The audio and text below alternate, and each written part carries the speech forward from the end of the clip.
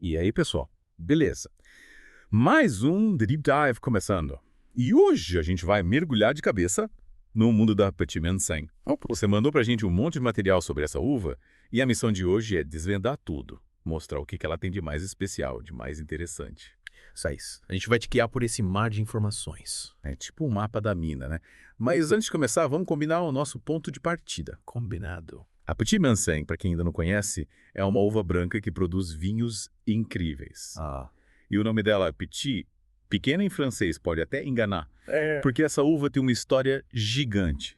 Uma história que começa lá no sudoeste da França e se espalha pelo mundo todo. Verdade. A gente vai viajar pelas origens dela, entender o que a faz tão especial e, claro, descobrir os diferentes estilos de vinho que ela produz.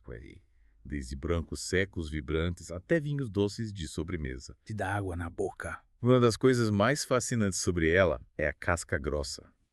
Você já reparou como a casca de algumas uvas é mais grossa que a de outras? Sim. Pois é, essa casca grossa protege a Petit Manseng e permite que ela amadureça bem tarde, acumulando bastante açúcar. E é aí que a mágica acontece. Exatamente. Essa característica abre um leque enorme de possibilidades na hora de fazer o vinho. A gente vai encontrar desde vinhos bem secos, com aquela acidez, sabe? Que faz a boca salivar. Sei. Até vinhos doces de sobremesa com uma doçura na medida certa. E falando em doçura, a Petit Manseng é famosa pelos seus vinhos doces nobres, produzidos com uvas que foram, vamos dizer, abençoadas pela Botrytis cinerea. A famosa podridão nobre. É o tipo de fungo que, em condições específicas, concentra o açúcar e os aromas da uva. Parece estranho, né? Parece, mas o resultado é simplesmente divino. É como se a natureza desse uma mãozinha para criar vinhos únicos. Exatamente. E esses vinhos doces da Petit Manseng, principalmente os da região de Jurançon, lá na França, são conhecidos pela elegância, complexidade e a capacidade de envelhecer por décadas. Parecem joias preciosas, guardadas por anos, esperando o momento certo para serem apreciadas. Mas calma lá. A Petit Manseng não se resume só aos vinhos doces, não. Ela também dá um show nos vinhos secos. É verdade. Imagine um vinho com aromas cítricos, florais, minerais, tudo isso combinado com uma acidez deliciosa. É de dar água na boca, né? Demais. E o mais legal é que essa uva não se limita à França. Ela se adaptou super bem a diferentes regiões do mundo, desde a Austrália, Nova Zelândia até os Estados Unidos e o Uruguai. Cada lugar imprime um toque especial no vinho, criando uma sinfonia de sabores e aromas. Exatamente. É como se a Petit Manseng fosse uma exploradora desbravando novos horizontes e se reinventando em cada canto do mundo. Isso aí. E a gente vai acompanhar essa aventura de perto, desvendando as nuances da Petit Manseng em cada região. Mas antes de viajarmos o mundo, vamos voltar para a França, para o sudoeste, o berço da Petit Manseng. Perfeito. Jurançon e Pacherenque do Viquibille, anota aí. Essas são as regiões onde a Petit Manseng nasceu, nos sopés dos Pirineus. Uma área com clima úmido e fresco, influenciado pelo vento que vem do Atlântico. E o lugar é incrível. Imagina só. Ah, As vinhas crescendo pertinho das montanhas, respirando ar puro, recebendo a brisa do mar. que sonho. É nesse cenário que a história da Petit Manseng começa. É justamente nesse clima que a Botrytis cinerea, aquele fungo mágico que a gente comentou, faz a mágica acontecer, né? A Botrytis, em condições de umidade e temperatura específicas, se desenvolve nas uvas, concentrando o açúcar e criando vinhos doces incríveis. É isso aí. E o clima úmido e fresco do sudoeste da França é perfeito para isso. Perfeito. Mas não podemos esquecer do solo, que também tem um papel fundamental na personalidade dos vinhos. Verdade. Em Jurançon, os solos são argilo-silicosos e de cascalho. É como se a Petit Manseng estivesse fincando suas raízes em um terreno rico em minerais. E isso se reflete no sabor do vinho. Ele viu uma mineralidade deliciosa, uma acidez vibrante e uma complexidade que só o tempo pode revelar. Esses vinhos doces de Jurançon, com aromas de frutas cítricas confitadas, mel, especiarias e notas minerais. Nossa, é como se a gente estivesse dando uma mordida em um pedaço da história. Dizem que eles podem envelhecer por décadas, ganhando complexidade com o tempo. É verdade. A acidez da Petit Manseng é um fator chave para essa longevidade. É como se ela fosse um guardião protegendo o vinho da ação do tempo. Isso. Permitindo que ele evolua com graça e elegância. É por isso que esses vinhos são tão especiais, tão valorizados. Mas a Petit Manseng não se limita aos vinhos doces, né? Ela também se destaca na produção de vinhos brancos secos, com aromas cítricos, florais, herbáceos e uma acidez que equilibra tudo. É verdade. E esses vinhos secos da Petit Manseng são super versáteis na hora de harmonizar com a comida. Combinam com frutos do mar, saladas, queijos de cabra, até pratos da culinária asiática. Falando em diferentes estilos de vinho, a gente precisa destacar a influência do terroir, né? Cada região tem um conjunto único de características de solo, clima, altitude. Tudo isso influencia no sabor final do vinho. E a Petit Manseng, por ser uma uva que expressa bem o lugar onde é cultivada, acaba produzindo vinhos com características únicas, dependendo da região. Com certeza. E isso fica claro quando a gente compara os vinhos de Jurançon com os vinhos da Gasconha, também no sudoeste da França. Entendi. Na Gasconha, a Petit Manseng costuma ser usada em blends com outras uvas brancas, como a Gros Manseng e Sauvignon Blanc. Nossa. Imagina um vinho que reúne o melhor de cada uva, criando uma explosão de aromas e sabores. Que demais! E aí o que acontece? O resultado são vinhos com aromas mais frutados, um toque mineral e uma acidez deliciosa, que combinam super bem com a culinária local. E essa versatilidade da Petit Manseng vai além das fronteiras da França. Ela se adaptou super bem a outras regiões do mundo, como a gente já falou, Austrália, Nova Zelândia, Estados Unidos, Uruguai. E em cada lugar ela encontrou um cantinho especial para chamar de seu. Na Austrália, por exemplo, a Petit Manseng se deu bem em regiões como Adelaide Hills e Clare Valley. Os vinhos australianos costumam ser mais secos, com aromas cítricos e herbáceos e aquela acidez marcante que a gente já conhece. Já na Nova Zelândia, a região de Hawke's Bay tem se destacado na produção de Petit Manseng. Lá, os vinhos costumam ter aromas mais intensos, com notas cítricas de maracujá e groselha, e uma acidez vibrante, que equilibra a doçura natural da uva. Interessante. E no Uruguai, a Petit Manseng encontrou um parceiro inusitado, a Tannat, a principal uva tinta do país. Que legal. Imagina a delicadeza da Petit Manseng se unindo à força da Tannat. A Petit Manseng entra para dar um toque de frescor, complexidade aromática e acidez, equilibrando a estrutura da Tannat. Uma mistura que dá super certo. E você sabia que a Petit Manseng também chegou ao Brasil? Sério?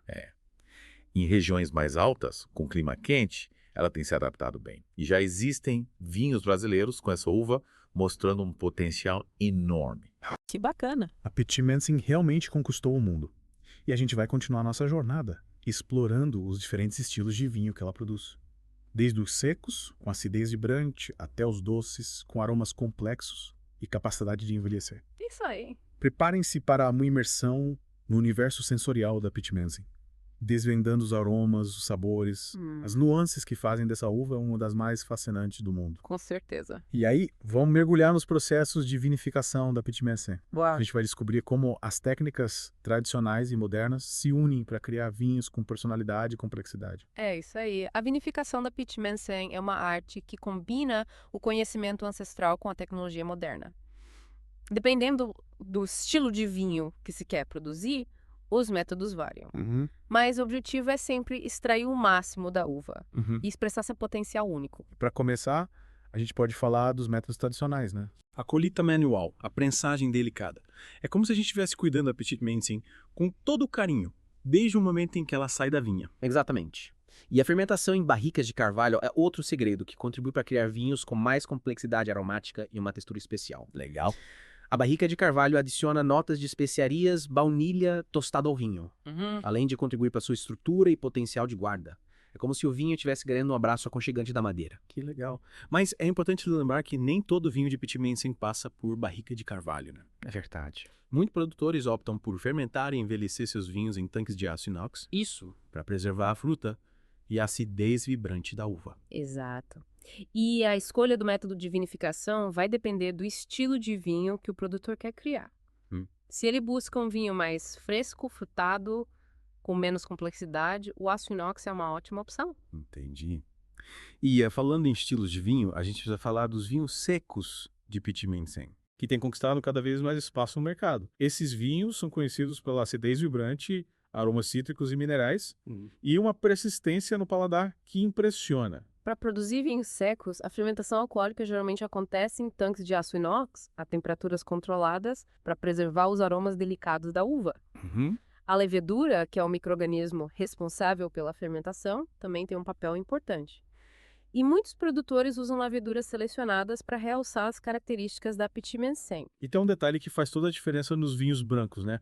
Contato com as borras finas. Sim. As borras são as leveduras que se depositam no fundo do tanque após a fermentação. E o contato do vinho com elas adiciona complexidade, textura e aromas mais ricos. É como se o vinho estivesse ganhando um tempero especial.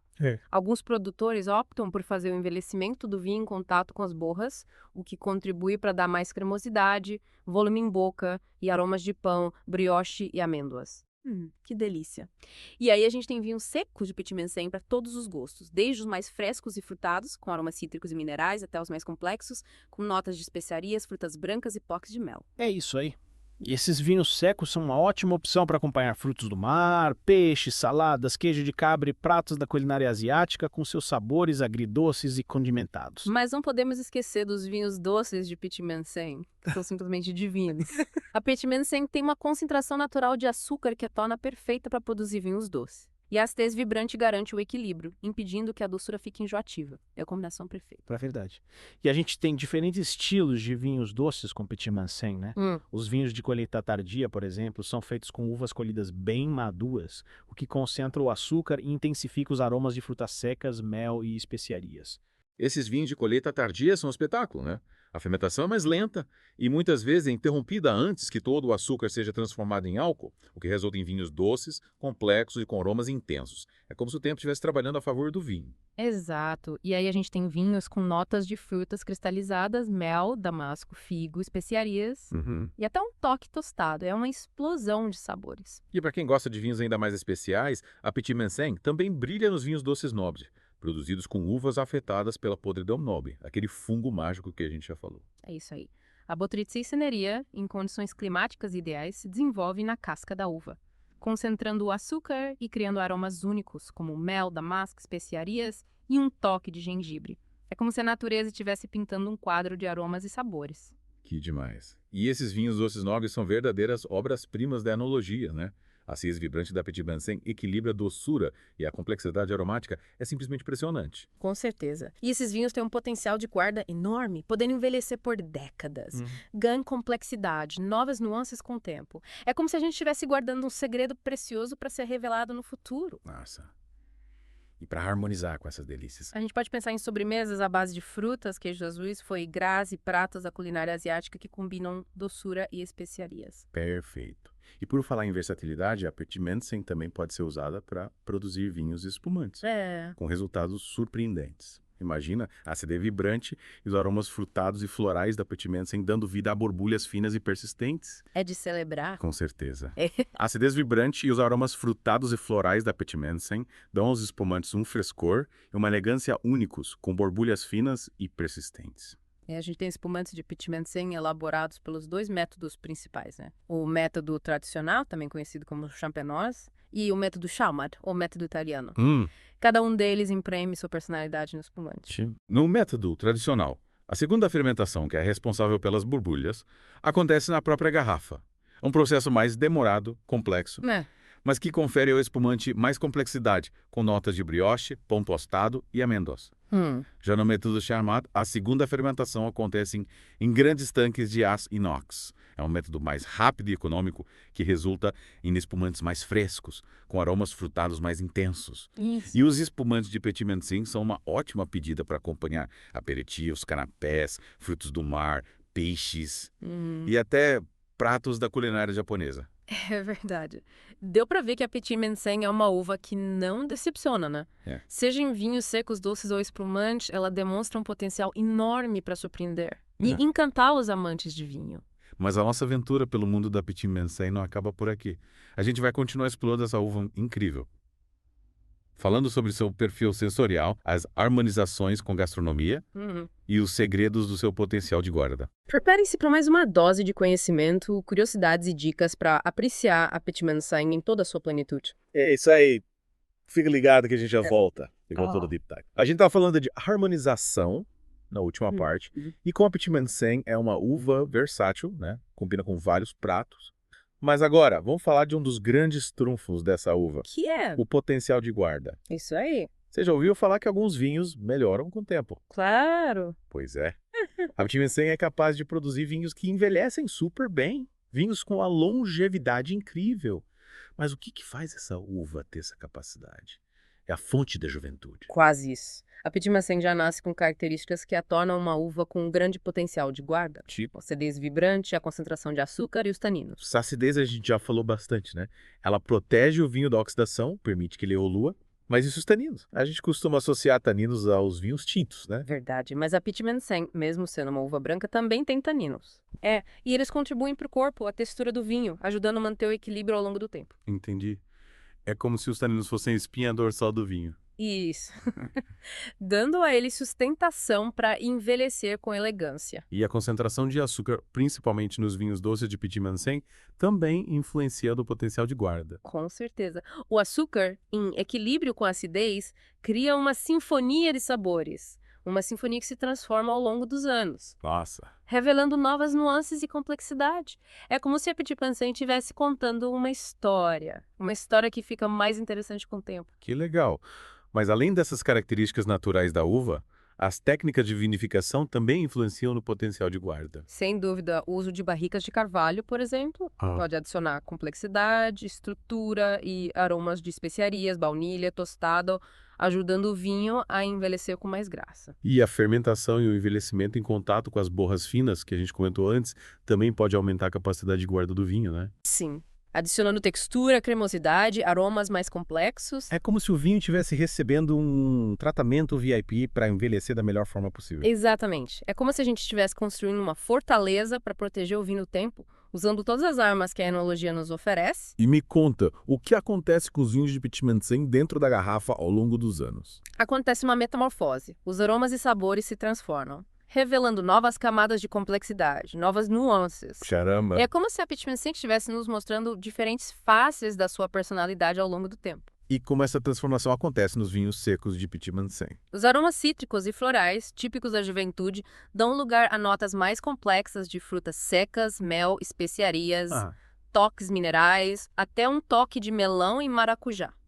É como se a Pitmansen estivesse amadurecendo, ganhando sabedoria. E no paladar? A acidez vibrante se integra com os outros elementos do vinho, criando uma harmonia, um equilíbrio incríveis. É como se o vinho estivesse em paz consigo mesmo. Que bonito. E os vinhos doces, o que acontece com eles? Os vinhos doces de Pitmansen são um caso à parte. Com o passar dos anos, eles desenvolvem aromas de frutas cítricas confitadas, mel, especiarias, caramelo, frutas secas, notas oxidativas como noz e stavira. É uma explosão de aromas e sabores. Incrível. Mas, para garantir que os vinhos de Pitmansen envelheçam bem, a gente precisa tomar alguns cuidados, né? Com certeza. O armazenamento é fundamental para preservar a qualidade do vinho e permitir que ele evolua de forma harmoniosa. É como se a gente estivesse criando um berço aconchegante para o vinho descansar e desenvolver. E quais são esses cuidados? Temperatura, umidade, luz e posição da garrafa. Esses são os 4 pilares para um bom armazenamento. Entendi. E a temperatura ideal? Entre 12 e 14 graus Celsius. É importante evitar variações bruscas de temperatura. É como se a gente estivesse protegendo o vinho de choques térmicos. E a umidade? O ideal é manter a umidade em torno de 70%, para evitar que as rolhas ressequem, que os rótulos sejam danificados. A umidade ideal ajuda a preservar a integridade da rolha, que é a guardiã do vinho dentro da garrafa. E a luz? Pode deixar a luz acesa na adega. De jeito nenhum. O vinho precisa ser guardado num local escuro, longe da luz solar direta. A luz pode causar oxidação, prejudicar os aromas e sabores. É como se a luz fosse um raio laser. Isso, que pode destruir as moléculas do vinho. Entendi. E a posição da garrafa? Em pé ou deitado? As garrafas devem ser armazenadas na horizontal, para manter a rolha úmida e evitar a entrada de ar. Quando a garrafa fica deitada, a rolha fica em contato com o vinho, o que ajuda a mantê-la hidratada. Faz sentido. E na hora de servir, a temperatura também faz diferença, né? Com certeza.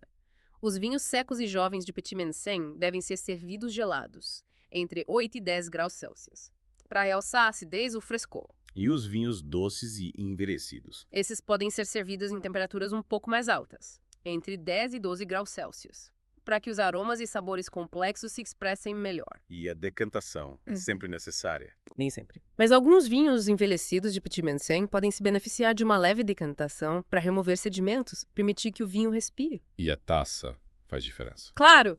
Use taças apropriadas para vinho branco com boca mais fechada, para concentrar os aromas, realçar a acidez. É como se a gente estivesse criando um microclima perfeito dentro da taça. Nossa, quanta dica importante.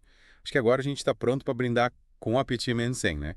E celebrar essa capacidade que ela tem de nos transportar no tempo através dos seus vinhos. Com certeza. Mas a nossa jornada pelo universo da Pitmansen ainda não acabou.